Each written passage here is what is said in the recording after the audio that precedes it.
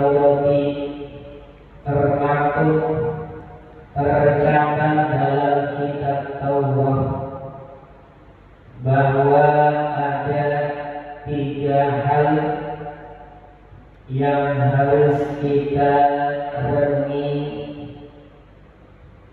karena 3 hal ini sangat luar biasa ketika disempurnakan oleh Allah dalam Al-Quran yang dibawakan oleh Nabi Rasulullah Muhammad Sallallahu Alaihi Wasallam.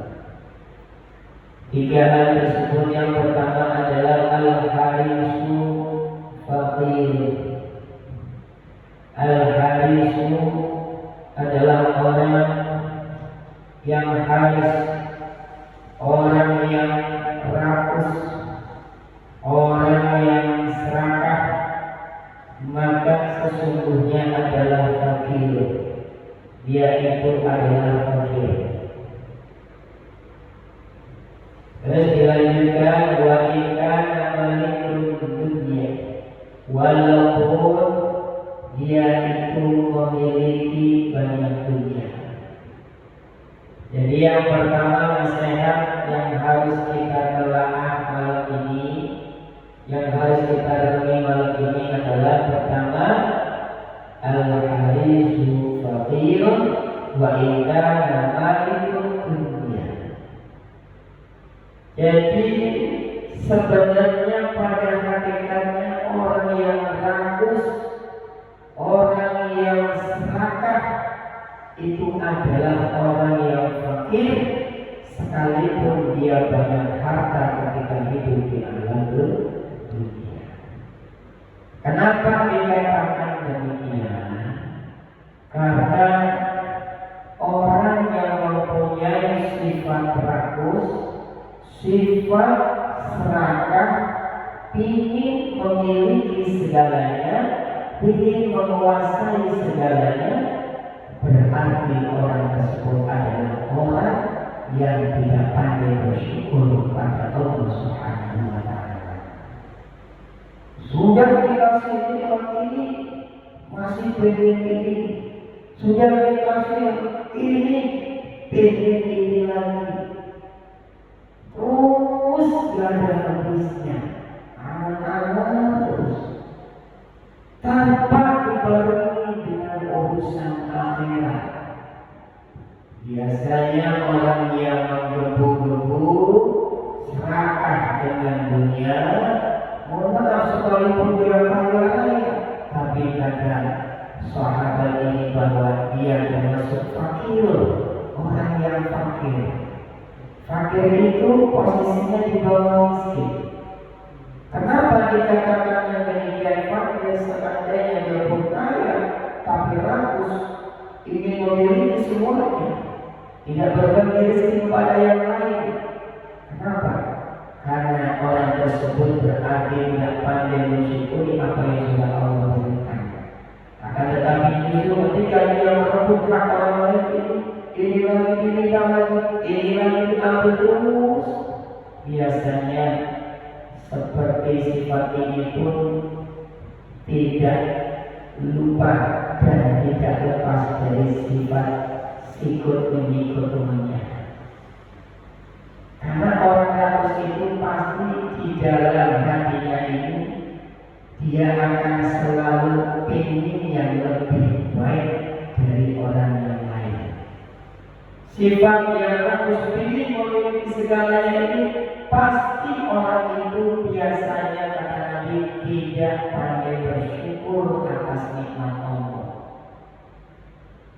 Ketika sudah nikmat Allah karuniakan banyak kepadanya, sekalipun banyak tetap kurang, karena tidak bersyukur, karena serakah dalam hatinya, tobat.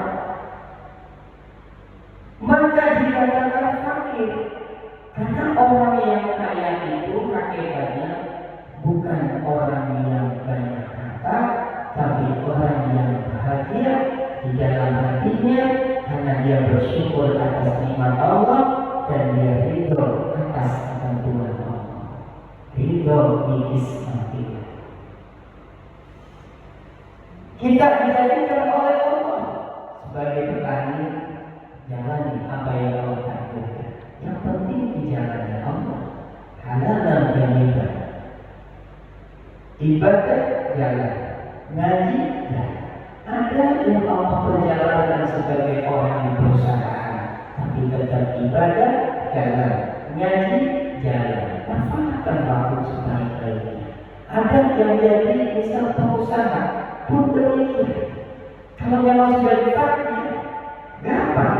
Tapi ingat tetap harus membagi antara dunia dan juga Allah.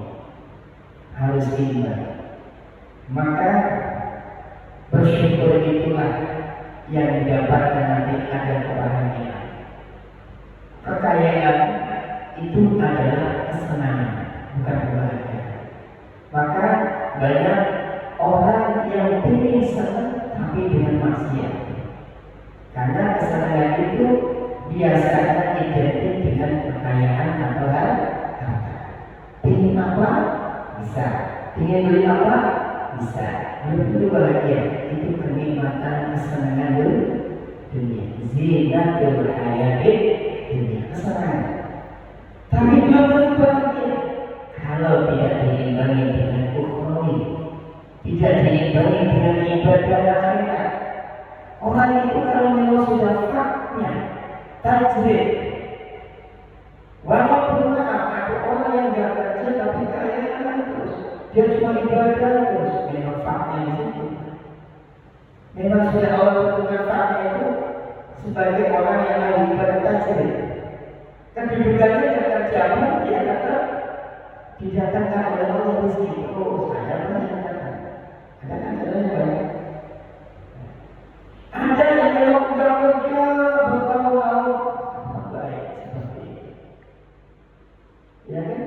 Tapi yang kita di perusahaan ini, usaha kita dagang dan sebagainya, biasanya fakta itu sudah terjadi bisa kita amati.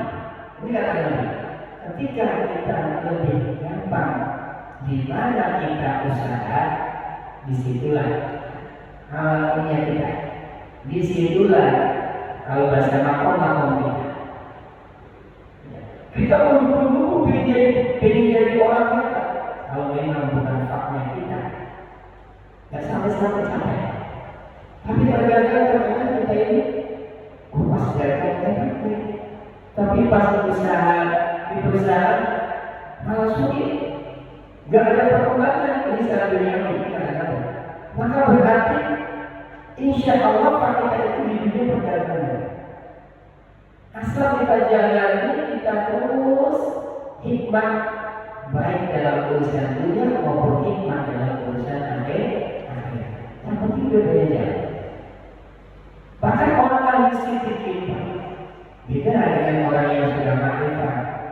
Kalau orang yang makrifat itu yang sudah betul-betul usul mengenal Allah, ketika hubungan dengan dunia ini, kesenangan dunia itu tidak tahu. Kalau bahasa gengsi, ya gengsi bahasa yang orang tahu. Itu orang makrifat.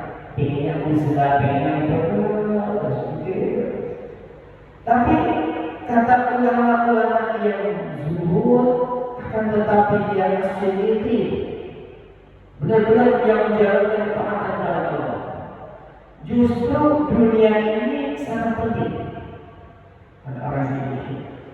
Dunia ini sangat penting. Apa penting? Penting bagi orang mukmin.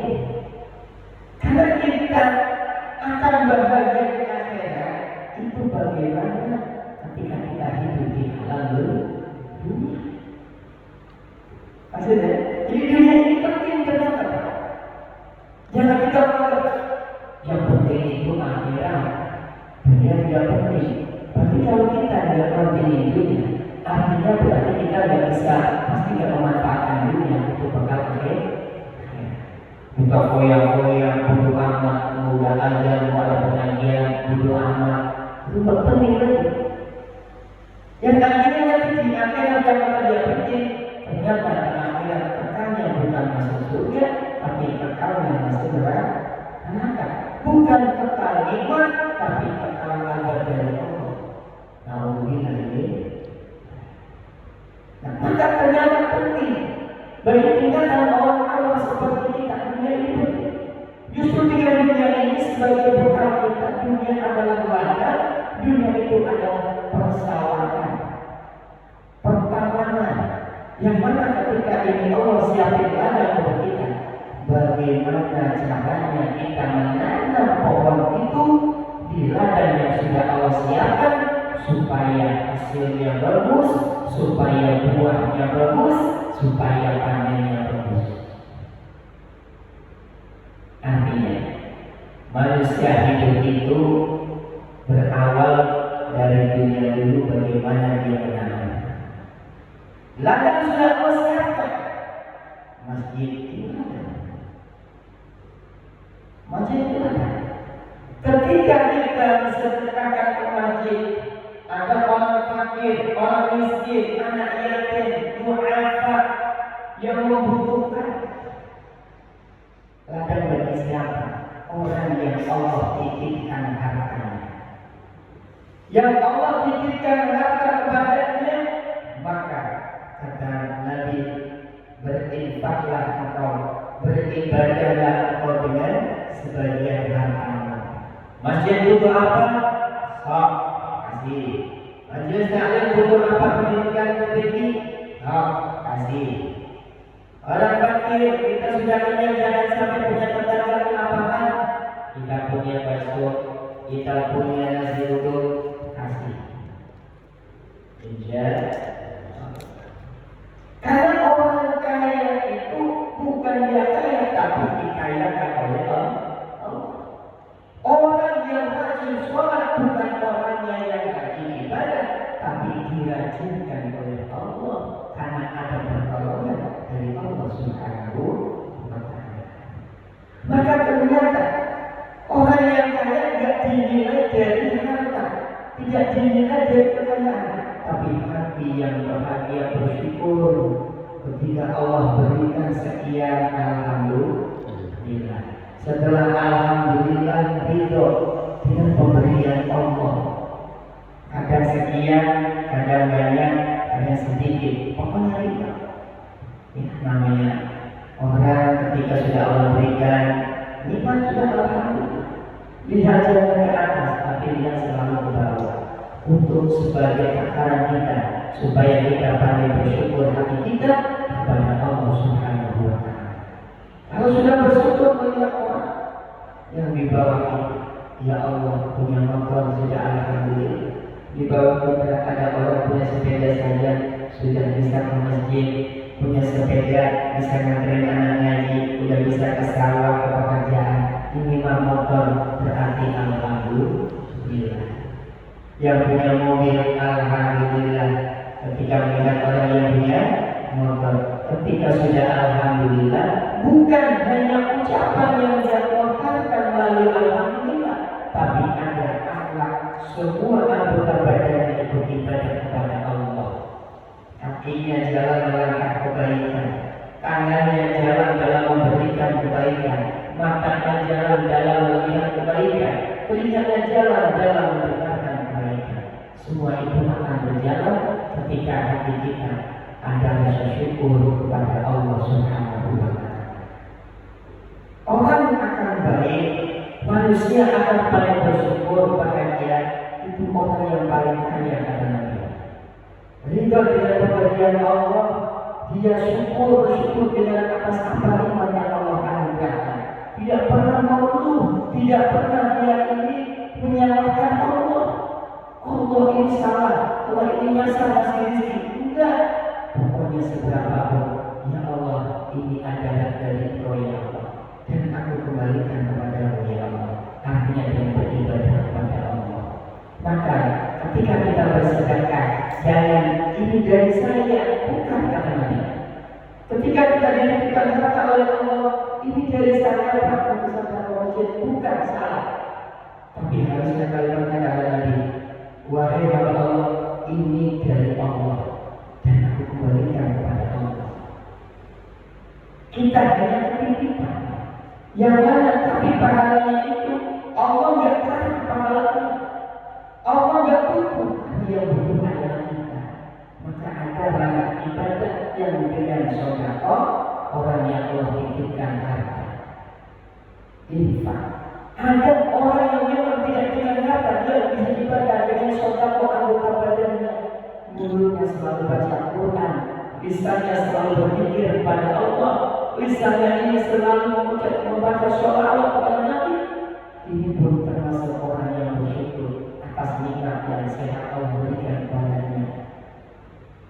Jadi ibadah itu tidak harus dengan ada yang dengan harta, ada yang dengan amalan anggota badan. Bahkan sampai kata Nabi, kalau ibadah yang paling tinggi itu adalah ibadah khairun nas anfa'uhum linnas.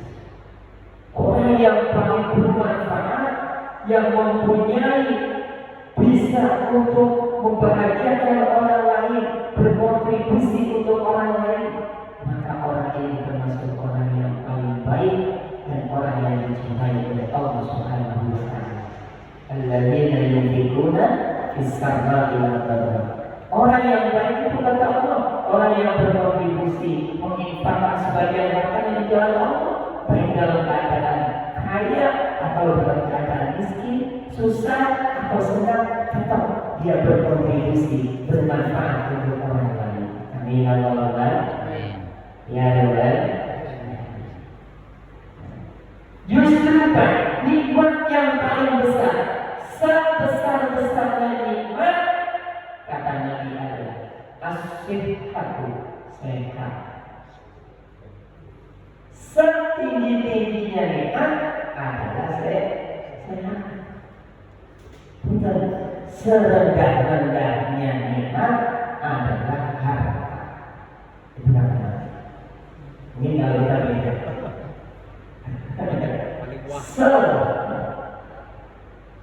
Tinggi-tingginya nikmat harta. Jadi kita serendah-rendahnya apa sehat. Kembali kalau kita ya.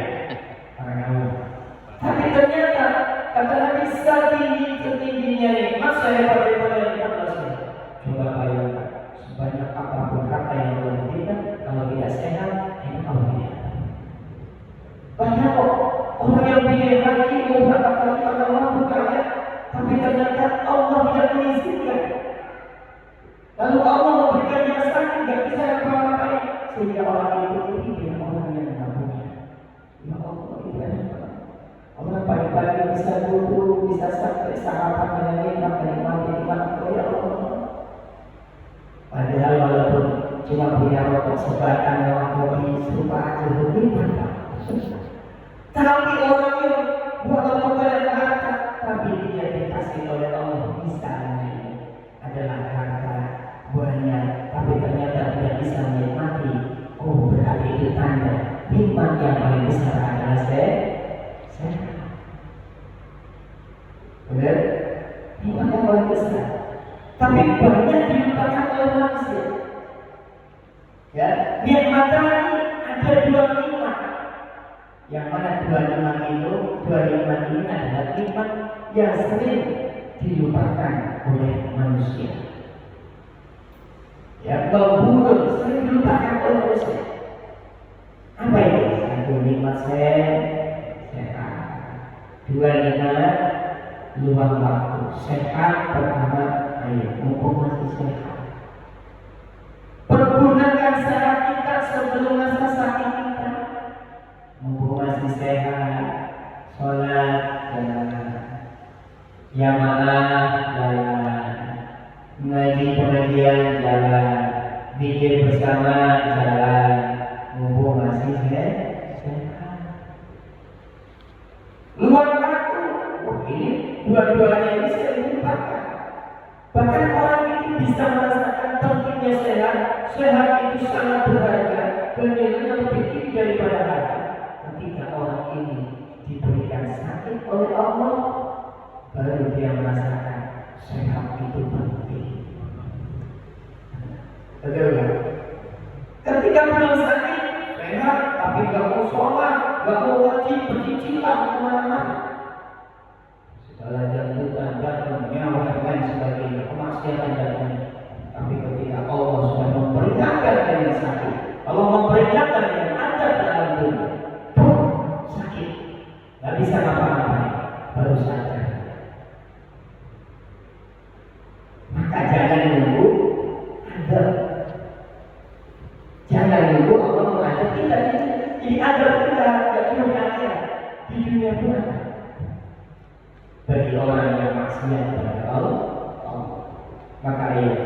syukur, rasa syukur ini adalah penting dalam hati kita ya. Jadi yang pertama ini adalah bahwa disebutkan orang yang serakah itu fakir. Artinya orang yang serakah itu karena dia bersyukur kepada Allah. Sekaya apapun orang itu berarti dia fakir di hadapan Allah kan fakir.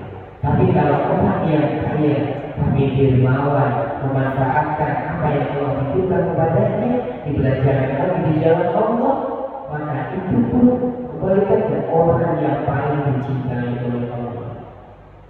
Orang yang dermawan, orang yang suka berkontribusi memberi manfaat untuk orang lain, untuk memanfaatkan, ini orang yang loman, yang paling, yang dermawan, lebih dicintai Allah daripada orang yang ahli ibadah tapi bakhil, tapi pelit. Ya. Kalau masjid ini bisa terbangun karena orang dermawan. Ya. Semua acara kebaikan apapun bisa terbentuk karena ada dananya, jangan dari orang yang dermawan yang mau membagi hartanya, mau infakir. Jadi Anda mau Allah jalan karena orang dermawan. Maka besok di yaumil kiamat yang masuk surga duluan itu adalah orang yang dermawan tapi soleh. Orang yang soleh juga dermawan. Gak harus kiai dari Ustaz, asal soleh, dermawan masuk surga duluan. Ya, apalagi walaupun pas-pasan miskin tapi masih dermawan. Oh, mantap lagi.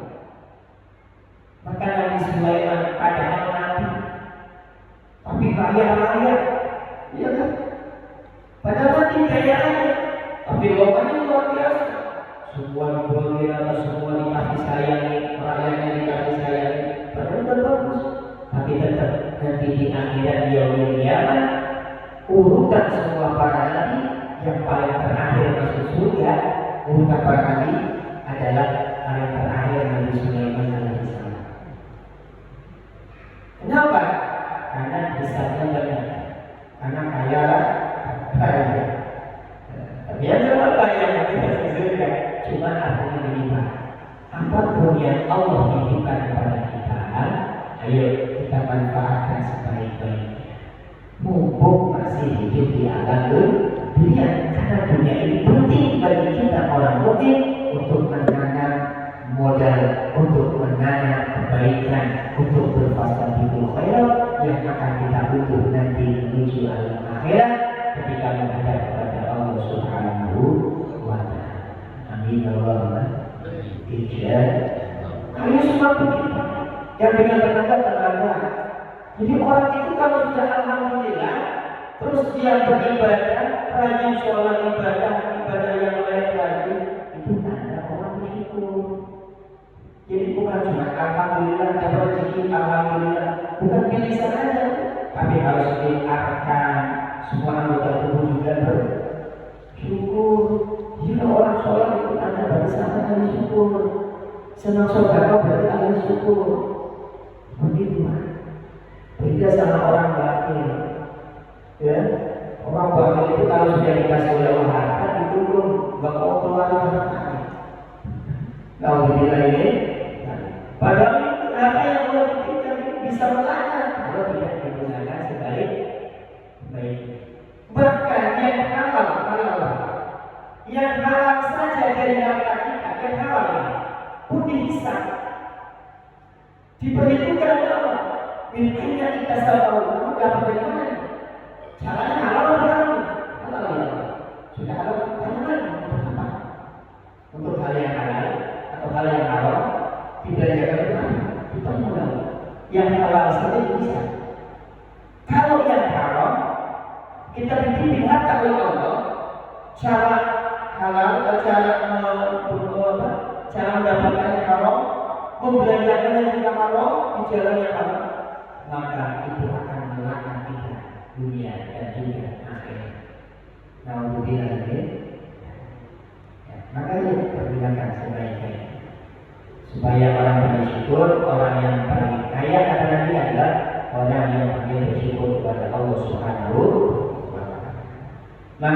ada yang ada di bagian kedua.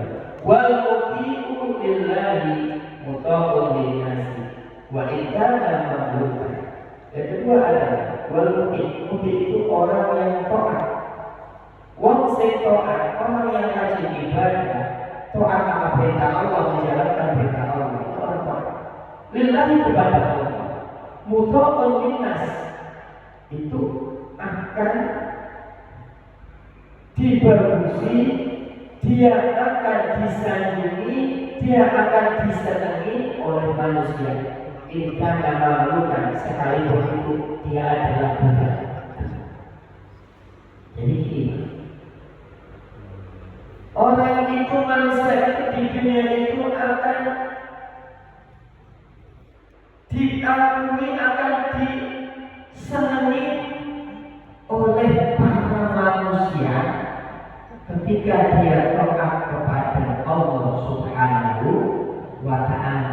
Sekalipun orang ini bukan orang kaya, sekalipun orang ini adalah orang fakir, bahkan dalam hadis ini dinyatakan dalam riwayat ini sekalipun budak, budak itu berarti komponen, suruh-suruhan, suruh ke sono, suruh ke sini, disuruh apa lagi, itu jangan itu budak.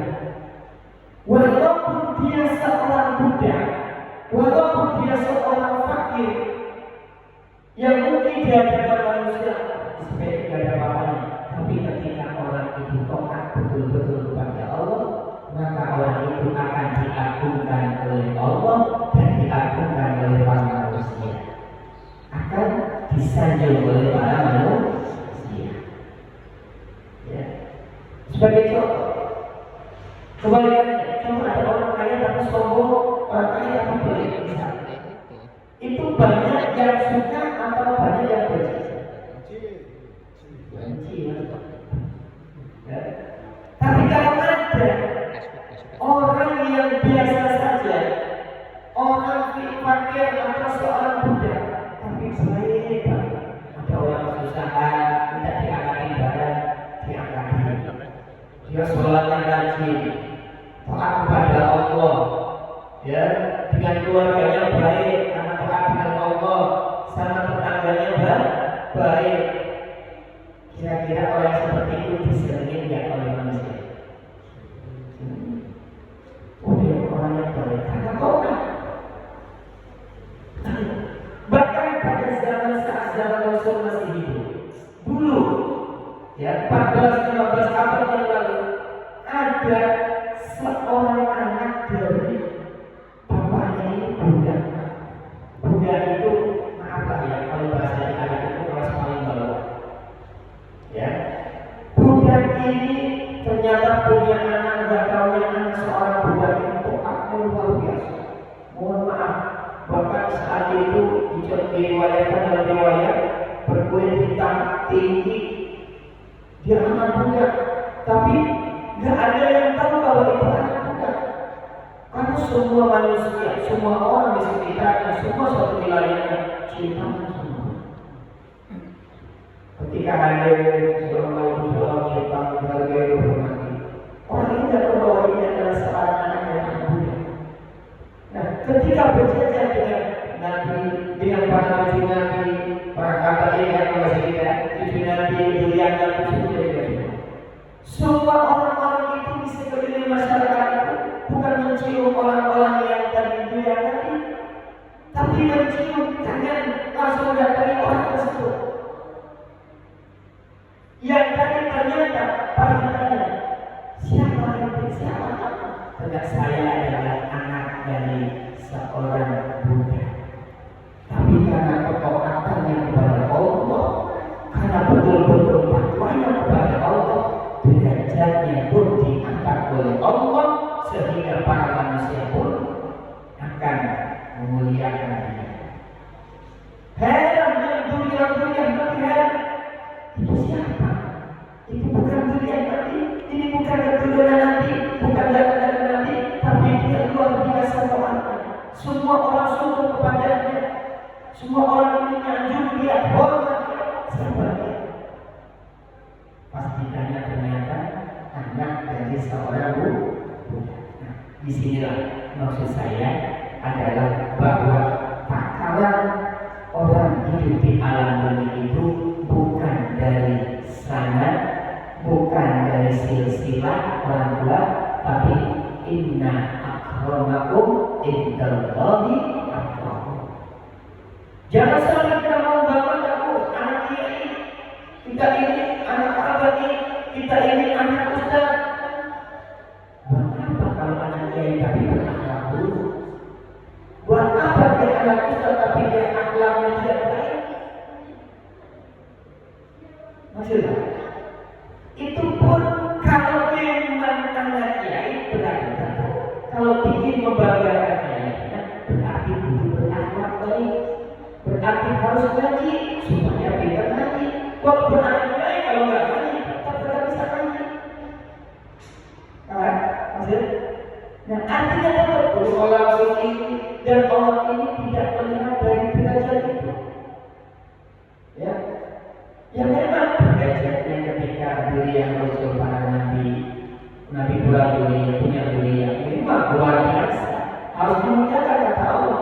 Tapi tentunya bukan hanya karena nasab saja, bukan karena silsilah saja, tapi akhlaknya harus ditiru, ilmunya harus ditiru. Ilmunya Nabi itu belajar baca Quran, belajar hadis, belajar fikih, belajar akhlak, belajar tauhid, itu. Terus akhlak penting, ya. Jadi yang dinilai oleh Allah bukan takaran dari silsilahnya, tapi yang dinilai Allah itu adalah inna akramakum indallahi atqakum. Ya tadi seorang budak saja derajat yang dinaikkan oleh Allah masuk kepadanya. Kenapa? Akhlaknya mulia, karena ilmunya yang manfaat. Dia belajar dan belajar ilmu agama sehingga dia mulia derajatnya di sisi Allah, dan akhlaknya mulia, artinya dimuliakan oleh Allah Subhanahu wa Ta'ala. Ya, jadi seperti itu. Jangan kita berbangga, oh saya anak orang kaya berbangga. Ya, saya anak kiai berbangga. Kalau kita belum bisa membuktikan akhlak yang baik, kalau kita belum bisa membuktikan dan meneruskan perjuangan ayah ini. Apa ya? Terus yang terakhir yang ketiga. Yang ketiga adalah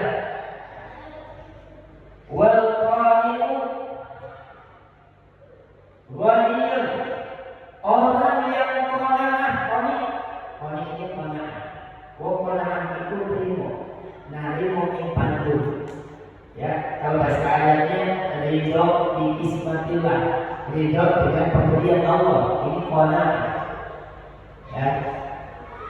Orang yang qanaah itu ghaniyun adalah orang yang kaya.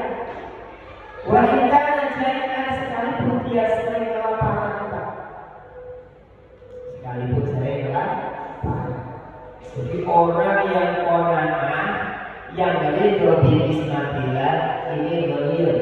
Hakikatnya orang yang kaya. Karena orang yang qanaah itu tadi seperti apa? Orang yang qanaah itu berarti orang yang pandai bersyukur. Ya. Ketika Allah kasih ujian, dia coba, dia tidak marah, dia coba, dalam cobanya dia tetap ikhtiar, dia tetap menjalani, dia tetap ibadah kepada Allah, dia tetap mengaji. Itu coba. Tapi kalau orang tidak coba, dapat ujian dari Allah, beruntung. Tapi kalau orang sabar, orang yang menerima ketentuan Allah, takdir Allah, maka apapun yang terjadi pada dirinya, maka dalam hatinya pasti akan berbicara, semua itu datangnya dari Allah dan akan kembali kepada Allah Subhanahu wa Ta'ala. Yang dalam bahasa Arab, inna lillahi wa inna ilaihi raji'un. Orang qanaah selalu seperti ini. Ya Allah, ini datang darimu. Sekalipun dalam sekejap ini diambil atau hilang, hati ini memiliki yang akan kembali kepada Dia. Jadi yang ketiga adalah qanaah.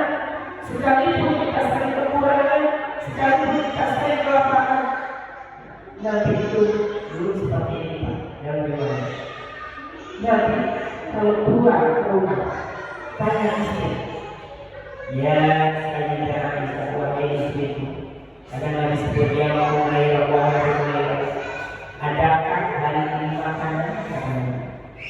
Dan kalau istrinya ngomong, ya Rasulullah, gak ada yang dimasak, gak ada yang dimakan. Apakah Nabi marah? Tidak. Apakah Nabi mulai-mulai? Tidak. Apakah Nabi beruntung kepada Allah? Tidak. Tapi apakah Nabi dengan istrinya? Wahai Aisyah, kalau memang tidak ada hari ini kita berpuasa. Puasa sunnah. Maka disinilah puasa sunnah itu bisa dan bolehnya tidak harus di malam hari. Ketika kita sudah subuh, sudah lewat jam 7 jam 8, tapi belum ada yang membatalkan puasa, kita belum makan, kita belum minum, maka ini boleh jam 8, jam 9, jam 10 boleh niat puasa sunnah. Itu nanti selalu dengan kita. Oh, hari yang mana? Nanti ya, mana? Gimana Pak? Nabi tidak berat kalau kamu itu Nabi berat, makanya jangan cuma ngomong, ayo kembali kesukaan bapak-bapak yang ngomong. Tapi yang itu satu, hanya di mana ada apa hari ini makanan apa? Ketika kita ada piring, dari bebek, buah, udah berkala masak ayam, masak telur ayam, rendang, pas nyampe rumah gak ada apa-apa. Gimana para suami ini? Marah atau tersenyum, senyumin aja. Ya, maka yang semampu kita, ulama bertubi, astagfirullah, bertubi. Jadi harus semua ada semampu kita. Apa yang Allah perintahkan kepada kita, dan kalau yang wajib, tentu harus kita kerjakan. Tapi semampu kita waktunya, misalnya di pertengahan, waktunya di akhir, yang penting tidak menyepelekan waktu ibadah. Ya, beda dengan udah waktu azan tapi masih main HP, beda. Nah, ini masih ngaji, alhamdulillah, masih makan makanan rohani, alhamdulillah. Ya, jadi seperti itu. Ya. Terus sekarang hari ini dapat sekian, alhamdulillah. Besok dapat sekian, alhamdulillah. Ini pulang makannya nenek, alhamdulillah. Besok makannya ayah, alhamdulillah. Ya. Jadi konon itu apapun yang Allah berikan itu kita sadar. Sekalipun itu mungkin malu kita itu tidak bagus, mungkin malu kita itu tidak kita sukai, hal yang tidak kita sukai. Tapi ketika kita kembali ke Dia, ini dari Engkau ya Allah, dan semua akan kembali kepada Engkau ya Allah. Apa itu? Ya, dikasih istri silakan, ayo. Dikasih istri oleh Allah silakan, ayo. Orang enggak. Kalau ada suami yang ngomong, "Asal saya punya istri kamu, berarti nggak pernah, nggak begitu." Ya, jadi harus itu kepada Allah kalau kita ini. Ya, jadi memang orang itu suami pertama, para suami itu, para laki-laki itu ujiannya akan datang ketika menikah. Dulu ketika menikah kayaknya memang menikah. Tapi setelah menikah terus ini demikian. Ya, dulu istri manis, tapi ketika sudah menikah galak. Bukan harus bisa ya. Kita sebagai laki-laki harus nasihati pelan-pelan, jangan langsung patah dan pelan-pelan. Karena perempuan itu tercinta, diciptakan oleh Allah, jadi itu harus laki-laki. Jadi jangan langsung marah berantem. Nah, sudah suami dari sahabat, qanaah dengan pemberian Allah. istri yang Allah berikan kepada para suami ini. Dulu onan. Ya, jadi semuanya jelas. Tapi kalau kita sudah sabar atas nikmat Allah, bersyukur atas nikmat Allah, berqanaah, ridha bi ismatillah, insya Allah kata Allah dalam ayat Allah nyatakan itu yang Allah sebutkan insya Allah lan azidannakum wa la in kafartum inna azabi lasyadid. Jadi syukur itu sabar atas ujian Allah, bersyukur atas nikmat Allah, ridho atas ketentuan Allah. Insya Allah hati akan bahagia. Ketika hati bahagia itu orang yang paling bahagia. Amin Allah. Itulah 3 hal yang disampaikan dalam riwayat pada malam hari ini. Mudah-mudahan sedikit yang saya sampaikan ini bermanfaat untuk kita semuanya, dapat kita amalkan dalam keseharian kita. Amin ya rabbal alamin. Pada waktu hadirin yang dirahmati oleh Allah, mungkin yang saya sampaikan, mohon maaf kalau ada salah, yang kesalahan dan silakan itu datang dari saya pribadi atau ya hak yang benar mutlak datangnya hanya dari Allah Subhanahu wa taala. Ya Mustafa